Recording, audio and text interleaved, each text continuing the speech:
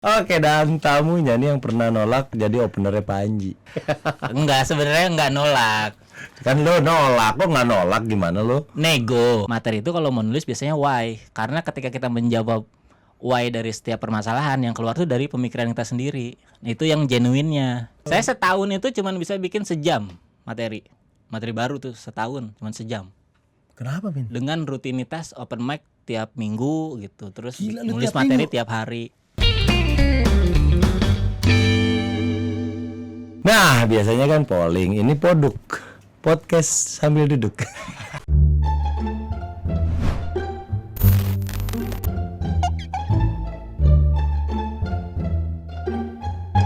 Oke, dan tamunya nih yang pernah nolak jadi openernya Panji. Keren banget sih. Dia salah satu stand up komedian yang gue suka banget cara penulisan dia, cara dia ngebawain, bahkan spesial show-nya gue nonton. Ini dia Ridwan Remin. Enggak, sebenarnya enggak nolak. Kan lo nolak, lo nggak nolak gimana lo? Nego. Oh, Kan prinsip jual beli itu ada nego, kan boleh kan nego kan. Iya dong. Kalau nggak bisa nego harga ya nego lokasi. oke. Jadi Nego lo gitu nggak deal. Iya. Oh, pengennya lo di Jakarta mau Jakarta. saya. Iya. Kan kalau nego harga nggak enak kan. Masa sama sesama stand up komedian nego harga, nego lokasi lah. nego lokasi. Nggak diterima. Tahu gitu nego harga. Makanya diundang lagi di CMM sama dia, nego harga. Nego harga. Lokasi kan nggak bisa pindah itu mah. Bener. Ya udah harga aja lah nego. Deal tapi. Dia Weh. sekali. Oke, Min. Gue ada rencana pengen bikin, pengen tampil stand up. Wah, nambah saingan. Dan gue suka banget cara Saya tuh biasanya kalau ada artis pengen ngomong, saya mau stand up nih, seneng saya. Iya. Tapi kalau Kang Denny jadi sedih saya. Ini ngapain sih? Ih. Enggak, gue mikirnya gini, Min. Dari berapa tahun gue ngelawak, tinggal panggung stand up doang nih yang belum gue jajal gitu. Udah ngelawak di sketsa, acara komedi yang kayak gimana udah beberapa kali punya, acara apa pokoknya berbau komedi, musik humor pernah punya. Tinggal panggung stand up yang gue belum tes. Bahkan gue kalau ke manajemen, kalau beberapa kali diundang di acara stand up, kalau gue diminta stand up, gue suruh manajemen nolak, jangan diambil, gue nggak berani. Iya. Karena menurut gue susah. Susah banget.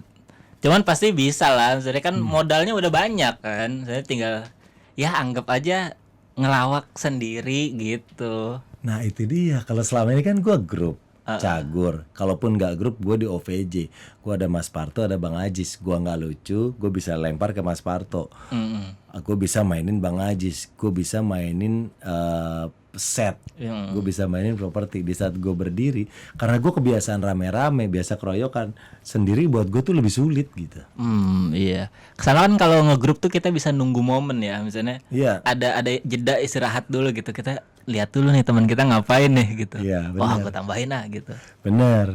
Nah kalau stand up kan berarti kan semua tanggung jawab di pundak kita kan. Iya, kita yang mulai, kita yang nunggu, kita yang ngegas. Iya.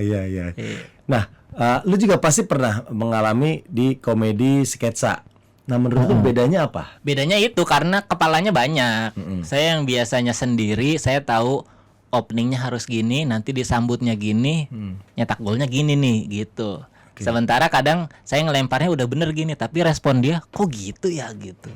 Oh, tidak seperti yang lu Jadi harapkan. nggak bisa nyetak gol nih gitu. Wah, kok malah dibuka punchline-nya gitu. Oh, Atau oke. kok udah lucu duluan sih dia gitu. Padahal Harusnya lucu di gua gitu. iya, harusnya kan kalau misalnya kadang ada gini, saya ngelempar setup, dia mancing, saya lempar lagi, ini lucunya bisa banyak gitu. Bisa berkali-kali nih. Iya, sementara tiba-tiba langsung dipatahin. Ya, kelar dong gitu. Lucu sih, tapi udah selesai mainannya dong gitu. Harusnya bisa berapa ger, ini cuma jadi satu. Iya. Nah itu dia, kadang gue juga gue melihat tidak banyak juga anak stand up yang sukses di komedi sketsa. Saya juga enggak. Nah begitupun kebalikannya, tidak banyak juga pelawak sketsa yang kayak gue yang akhirnya lucu di stand up gitu. Karena kan itu dua medan yang beda menurut gue. Beda. Nah sebagai portofolio gue sebagai seorang komedian, gue pengen nyoba ini gitu. Gue pengen ambil kesempatan ini. Nah makanya salah satu penulisan yang gue suka tuh lo, Min. Nah lu gimana sih, maksud gue cara lu bedah materi itu gimana? Cara lu bikin materi gimana? Karena unik menurut gue. Apa ya? Banyak polanya tergantung ini serius tapi ya. Serius beneran. Beneran gue mau belajar dari Ridwan Remin tuh. Ya sebenarnya ada satu pola baru yang saya kemarin baru akhirnya jadi tuh polanya, dan sebenarnya mau saya share juga. Tadinya di YouTube saya tapi di sini aja nggak apa-apa kali ya. Nah, ya bocoran dikit lah. Iya, nggak apa-apa. Atau pola-pola yang udah Remin share di YouTube-nya apa? Gue pengen tahu sih, gue pengen Oh belajar. lupa, tapi yang baru-baru aja yang saya baru bikin. Jadi sebenarnya kalau bikin materi biasanya kalau anak baru nanya ke senior gitu. Ini bukan masalah Bang Denny baru saya senior ya. Enggak beneran. Nggak, bukan. Di stand up gue Biasanya anak baru Min. kalau di komunitas gitu ada anak baru nanya ke seniornya, biasanya gimana sih cara bikin materi, gimana cara ngebedah satu permasalahan supaya jadi jokes gitu. Biasanya bakal dikasih tahu pakai mind mapping aja. Oke. Itu Pakai gimana? mind mapping, saya pakai 5W1H gitu. Jadi peristiwanya apa, masalahnya apa, dicari tuh cabang-cabangnya gitu. Misalnya apa sih masalahnya, kenapa sih dia gitu, atau di mana, siapa gitu. Pakai 5W1H, pakai prinsipnya jurnalistik. Nah, kemarin itu saya nemu bahwa dari 5W1H itu yang what, where, why, who, when, Iya. sama how, itu yang kepake cuman why sebenarnya. Oh, kenapa? Kenapa? Oke. Nggak tahu tuh. Kenapa gitu. Oh, jadi kita cari punchline-nya akan mengarah ke situ. Enggak, karena itu yang akan menjadi premis dasar dari materi yang pengen kita tulis. Oke. Biasanya kan banyak pasti stand up comedian tampil materinya tuh kayak, kok kayaknya gue pernah dengar dari materi orang lain ya gitu pembahasannya.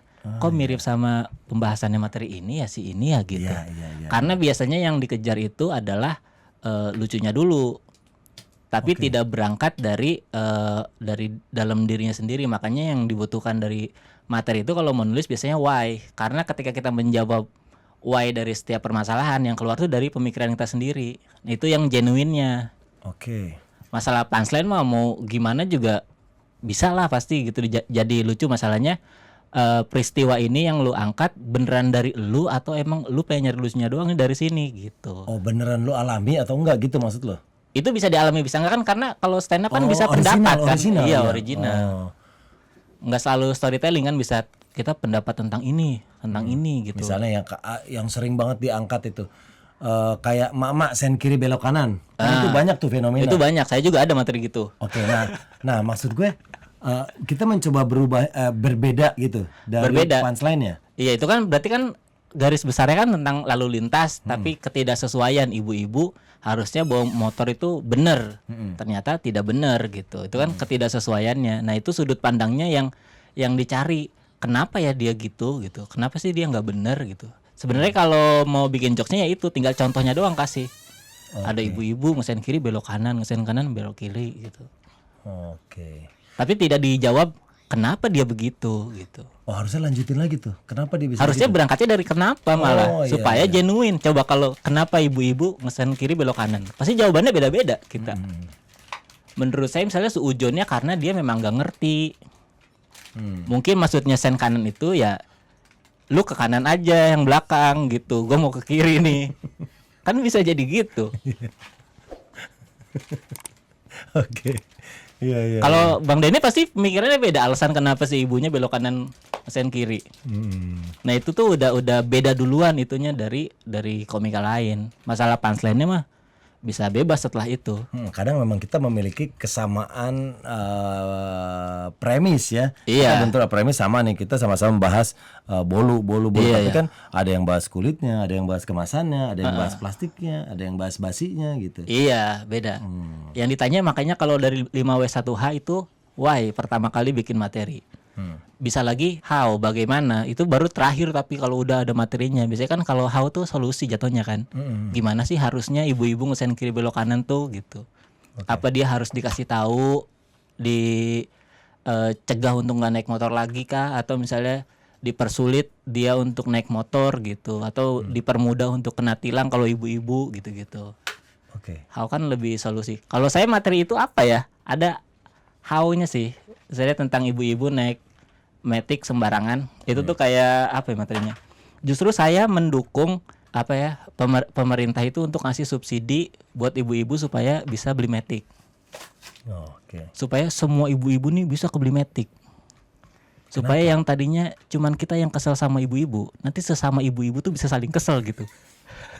Nggak apa-apa, mereka saling bunuh di jalanan tuh nggak apa-apa gitu. Paling mengurangi ibu-ibu yang bikin kita kesel. Iya, kalau kita ngelawan dia kan durhaka ya, kalau sesama dia kan nggak apa-apa gitu. Emang udah street fight aja udah. Durhaka terhadap ibu neraka ya. Iya. Tapi dari ibu ke ibu mungkin tidak itu hukumannya. Iya, kalau kita ngelawan ibu kan nggak baik gitu. Iya, Bisa jadi batu. Kalau sesama ibu-ibu kan kita tinggal nunggu yang jadi batu yang mana nih gitu. Jatuhnya perkelahian gangster ya. Iya, itu kan haunya kan berarti kan. Tapi berangkat dari kenapa dulu si ibu-ibunya melakukan hal itu. Oke. Nah kalau lu tuh misalnya lu bikin kayak kemarin gue nonton di special show lo, lu menceritakan nggak masa kecil lo, besar, lo pernah gimana? Lu berangkat gitu nggak sih tipikal lo? Beda-beda sih. Kalau ada masanya ngomongin masa kecil, ada masanya ngomongin kuliah, ngomongin pacaran. Kalau kemarin kan banyak kan ngomongin nikah, ngomongin apa gitu. Oke. Jadi sebenarnya kalau stand up tuh enaknya gitu. Jadi kita bisa menyesuaikan umur.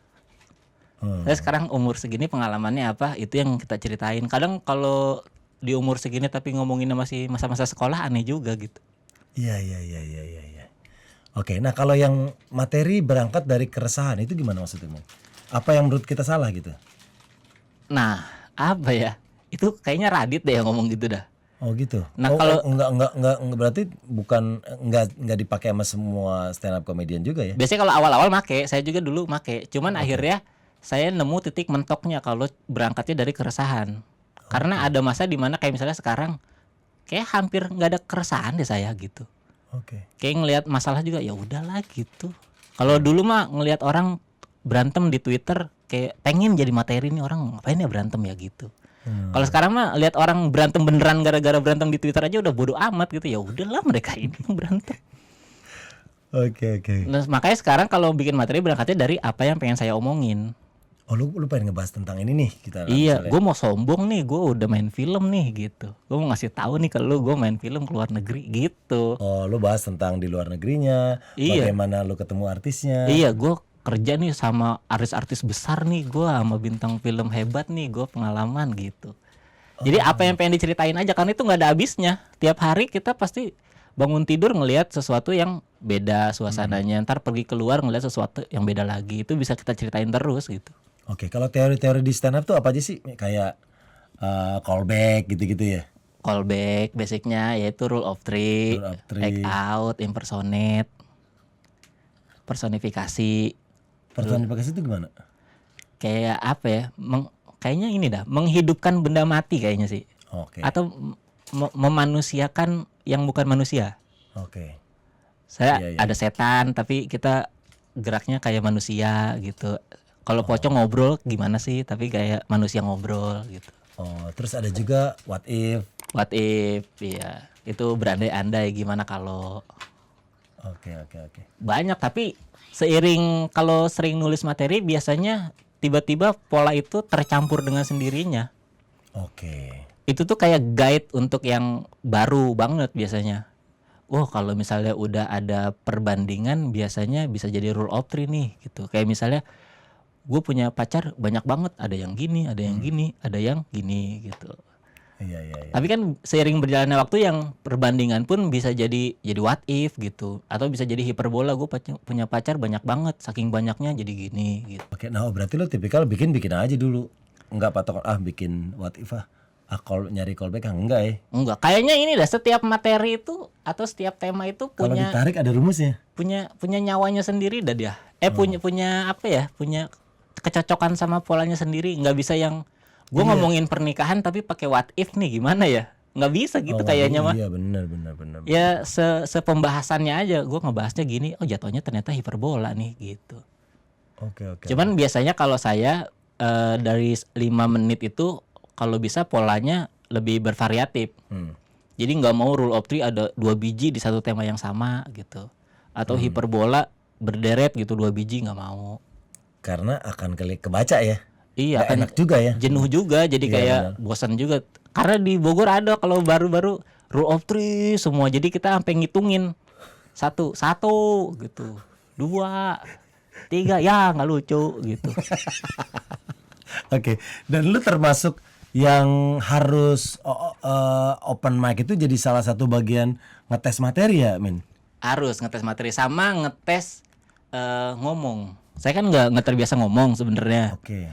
Terus sementara materi saya tuh teks banget gitu. Bahasanya bahasa teks banget sebenarnya awal-awal bikin materi, dan itu kadang harus dibiasain ngomong supaya pas tampil tuh nggak tiba-tiba belibet, nggak tiba-tiba ngeblank gitu, nggak tiba-tiba lupa.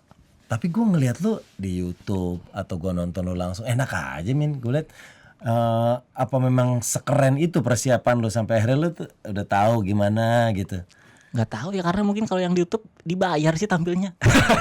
Kalau yang nggak dibayar mah asal-asalan tampil.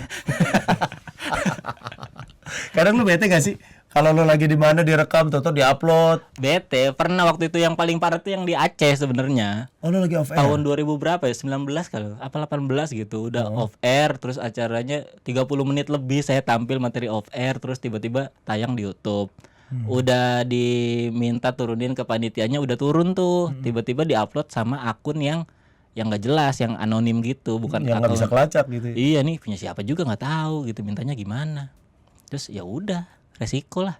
Iya, jadi kan istilahnya materi off air tuh harta berharga ya. Iya, buat stand up comedian tuh off air tuh kalau kita semuanya di on airin, nanti di off air mereka nonton apa gitu. Bener. Ah, ini udah lihat kemarin di YouTube nih gitu. Iya, Ya. makanya kan saya jadiin materi juga yang di introduction, yang kalau jadi komika nggak terkenal mah enak gitu. Tampil di mana aja, bawa materi lama lucu-lucu aja.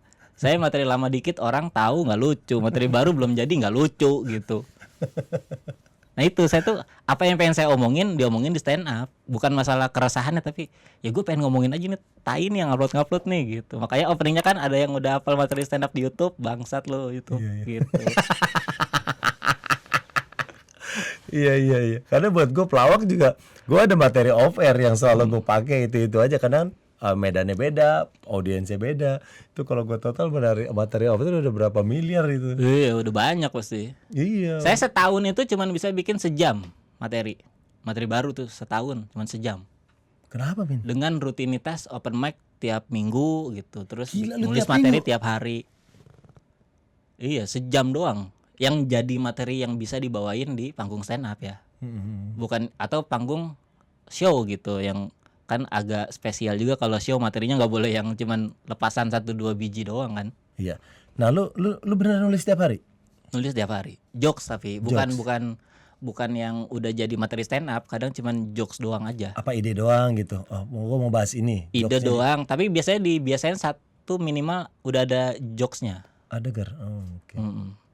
Dan biasanya kalau yang nggak terlalu penting-penting amat kan kadang suka ditulis kayaknya nih umurnya nggak lama deh jok ini, ya udah lempar di Twitter aja deh gitu. Oke. Nah, lu tuh tipikal yang nulis pakai pulpen atau nyatet di HP? Apa ngerekam di suara VO? Banyak sih, kayak ya itu makanya di Twitter juga. Abis di tweet saya favoritin biasanya kalau di Twitter. Jadi kalau lagi mentok suka lihat-lihat favorit saya, oh ini ada jokes ini nih dulu nih gitu. Atau di Instagram di caption atau di memang khusus di note yang memang misalnya premis Agustus 2020 gitu, premis September 2020 gitu. Oh. Itu isinya kayak apa aja yang pengen dibahas semua ditulis-tulisin. Oke. Nah, kemarin kan lu special show. Itu 1 jaman ya? 1 jam. Oke. Nah, itu semuanya lo tes dan itu memang udah durasi yang lo ukur emang target buat 1 jam gitu. Iya, target sejam. Karena kan ini biasa tampil kalau misalnya di off air tuh 20 menit gitu. Jadi tahulah takarannya. Oh, kalau materinya ini tambah ini cuman 20 menit. Tar mana lagi ya setnya ini 20 menit gitu. Oke. Dan satu hal yang gue suka dari lu juga, Min, di saat lu mainin penonton. Nah, itu part of the show juga kan ya? Iya.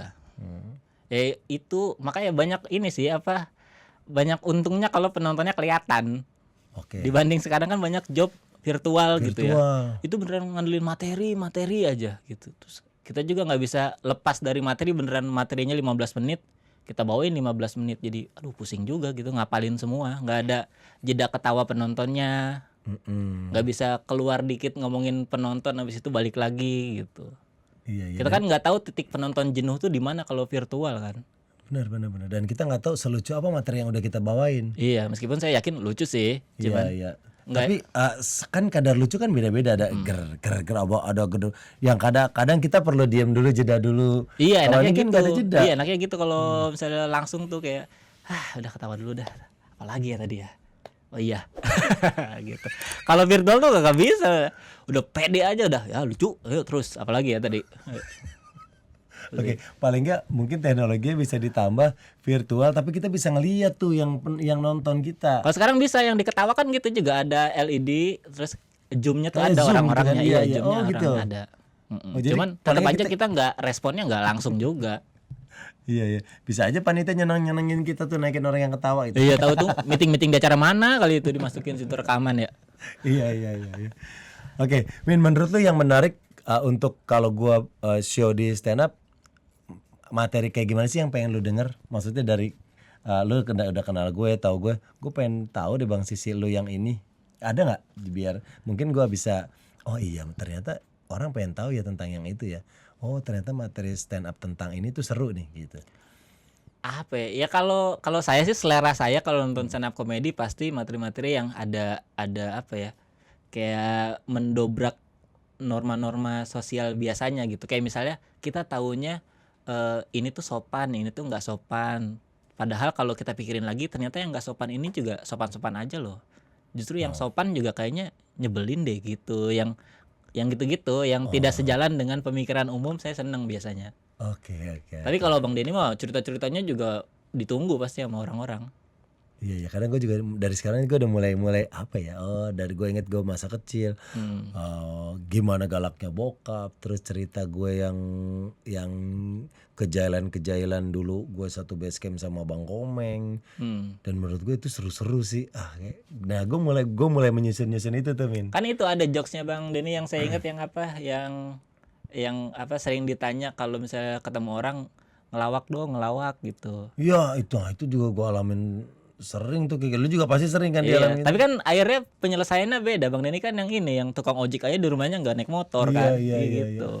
Gitu. Kalau saya beda juga gitu. Nah itu kan alasan sesuai dengan pengalaman juga. Misalnya pengalaman kitanya apa, terus kita ketemunya apa, akhirnya keluar jokesnya yang kayak gimana gitu. Oke. Berarti kadang nggak salah ya di saat kita memilih premis yang sama dengan orang lain gitu. Cuman pasti kan punchline-nya akan beda, setupnya beda, sudut pandang kita beda gitu ya. Beda, sama kadang kalau saya sih ngakalinnya dengan kalau ada pembahasan yang umum banget, saya nggak taruh itu di inti jokesnya. Selipan aja gitu. Jadi selipan, jadi bagian dari jadi jokes yang lebih besar lagi. Misalnya ngomongin stand up dong, artis stand up dong gitu. Itu tuh nggak jadi utamanya, tapi utamanya misalnya jadi resiko jadi artis zaman sekarang gitu. Atau suka dukanya jadi artis zaman sekarang, dikatain sombong lah, diapain gitu. Iya, kelakuan artis-artis yang lo tahu gini, padahal artis tuh begini loh gitu. Gue di backstage tuh gue pernah ngalamin ini. Mungkin gue itu juga seru kali ya buat pengalaman. Si artis ini tuh pernah begini di backstage gitu. Hal-hal yang selama ini orang nggak tahu gitu. Oh ternyata separah itu gitu. Iya. Banyak kok pasti, misalnya itu kan apalagi Bang Denny kan ini apa pengalamannya lebih banyak ketemu orang yang aneh-aneh tuh ya. Misalnya dibanding saya yang masuk backstage aja nggak sesering itu gitu. Jadi ketemu orang yang anehnya tuh paling beberapa doang gitu. Iya. Dan dari beberapa itu aja udah bisa dijadiin materi. Apalagi Bang Denny yang banyak banget nih orang aneh semua. Oh itu seru ya kalau buat materi-materi. Seru. Artis kan kalau saya ada materinya yang ini, yang kalau di backstage itu kadang kalau artis-artis besar suka pamer apa sih, gengsi gitu. Suka dia nongkrong liburannya kemana, nongkrong di mana gitu, suka beli barang apa mahal-mahal gitu. Itu juga kadang dijadiin materi gitu. Ada waktu itu artis di salah satu program dia pamer gitu, dia baru beli dompet kecil ukurannya segini doang. Terus beli dong nih dompet lucu banget, harganya 22 juta. Kata gua, dompet 22 juta buat apaan gitu, mending pala lu gue beli, kayak lucu tuh nggak ada isinya gitu kan. Ya dompet kan fungsinya kan buat nyimpen duit, kenapa jadi ngabisin duit ya? 22 juta aja nggak muat masuk situ ya. Iya, buat apaan dompet segini, lucu banget, pala lu lucu, nggak ada isinya pala lu. Oke. Ridwan Remin, thank you udah ngobrol-ngobrol. Nih Remin juga ada channel, nama channel apa Min? Ridwan Remin. Ridwan Remin. Jangan lupa di-subscribe juga. Lu biasa bahas apa di channel lo? Bahas stand up komedi, gimana caranya, atau sekarang lebih sering tentang komedi-komedi. Tapi nanti ada lagi bikin konten lagi gimana caranya bikin materi pakai pola yang tadi 5W1H tapi Y-nya doang. Kita akan gue lihat. Jangan lupa subscribe Ridwan Remin. Thank you udah ngomong. Sama-sama.